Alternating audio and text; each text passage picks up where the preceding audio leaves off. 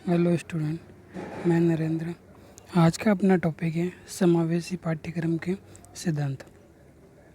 इससे पहले अपन समावेशी पाठ्यक्रम के बारे में समावेशी पाठ्यक्रम जो पाठ्यक्रम के नियम हैं उनके बारे में अपन ने बात की थी। आज हम बात करते हैं जो समावेशी पाठ्यक्रम के सिद्धांत हैं वो सिद्धांत क्या क्या होते हैं, और जो सामान्य पाठ्यक्रम है इसके और इसके सिद्धांत देखा जाए तो दोनों में बहुत अधिक समानताएं हैं।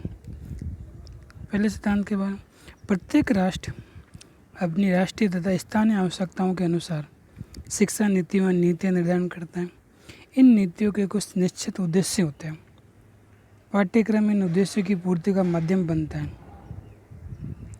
पाठ्यक्रम निर्माण का काम काफ़ी मुश्किल भरा होता है। इस काम के लिए नियुक्त व्यक्ति या समिति को अनेक सिद्धांतों तथा कारकों को ध्यान में रखना पड़ता है। जैसे देखा जाए कि पाठ्यक्रम का निर्माण करता है तो सिर्फ एक चीज़ या एक फैक्टर को लेकर पाठ्यक्रम का निर्माण नहीं किया जा सकता। इसके लिए अनेक फैक्टर बनाए जाते हैं, उसको लेकर उसका निर्माण किया जाता है।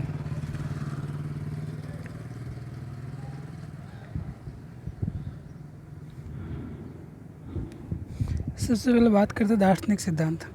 दर्शन के अंतर्गत संबंध समाज के नैतिक, सामाजिक, पारिवारिक मूल्य, उच्च मानवीय गुण जैसे सच्चाई, न्यायप्रियता के प्रति आस्था और राजनीतिक तथा आर्थिक विश्वास एवं विचार सम्मिलित हैं।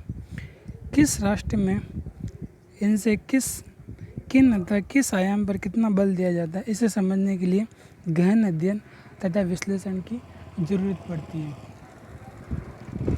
दर्शन शिक्षा के उद्देश्यों को निर्धारित करता है और उद्देश्य तथा लक्ष्यों की प्राप्ति सुनिश्चित करने के लिए पाठ्यक्रम माध्यम बनते हैं।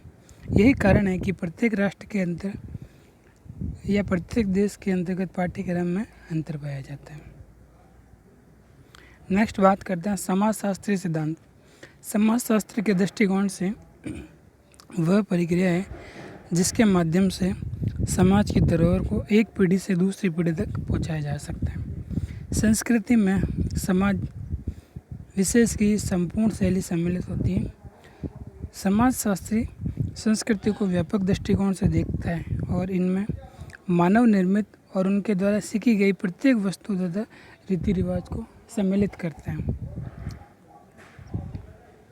संपूर्ण संस्कृति को अगली पीढ़ियों तक पहुंचाना कठिन होता है, इसलिए उसके उत्तम तथा चयनित अंशों को विद्यालय पाठ्यक्रम के माध्यम से संप्रेषित किया जाता है।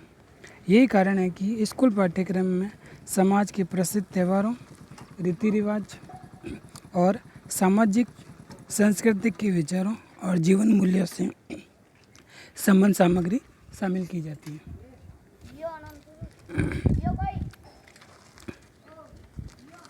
थर्ड बात करते हैं मनोवैज्ञानिक सिद्धांत।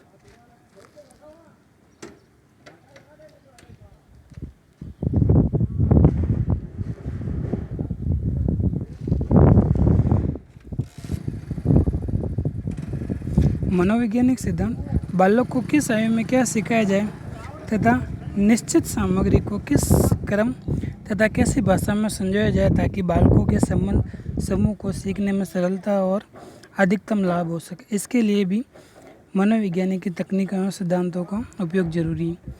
मनोविज्ञान पाठ्यक्रम संबंधी सीमाओं को समझकर विद्यालय में कालांशों की अवधि निश्चित की जाती है। शिक्षा शास्त्रीय सिद्धांत बालकों के अधिगम के सरल एवं सफल बनाने के लिए शैक्षिक तथा शिक्षा शास्त्रीय सिद्धांत को ध्यान में रखना पाठ्यक्रम के निर्माण में अनिवार्य है। उदाहरण के लिए किसी सामग्री को भाषण विधि से पढ़ाया जा सकता है और कहानी विधि से भी, परंतु यह सामग्री दूसरी या तीसरी कक्षा में पढ़ाई जानी हो तो इसकी प्रस्तुति कहानी विधि को अपनाना अधिक उचित है। यह शिक्षा शास्त्रीय सिद्धांत में बताया जाता है। धन्यवाद स्टूडेंट।